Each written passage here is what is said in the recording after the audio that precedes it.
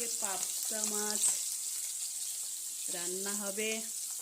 এই যে ভাজা শেষ,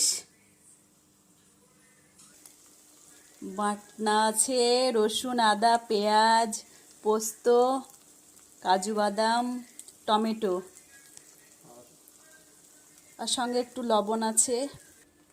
এবার সর্ষে বাটা দেওয়া হলো, মিডিয়াম আছে কষানো হচ্ছে।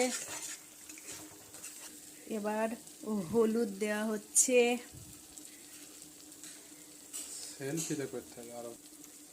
এবার গুঁড়ো লঙ্কা দেওয়া হলো, এরপর হালকা লবণ দেওয়া হলো, এবার হালকা জল দেওয়া হলো। এই দেখুন এরকম কালার এসছে।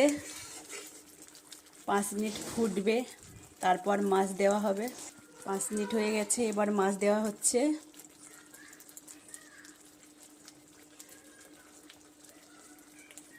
মাছটাকে একটু উল্টিয়ে দেওয়া হচ্ছে।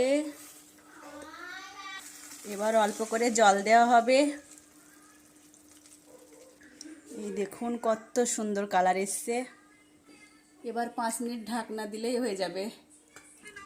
এই দেখুন বন্ধুরা, কত সুন্দর কালার হয়েছে, কত সুন্দর রান্না হয়েছে।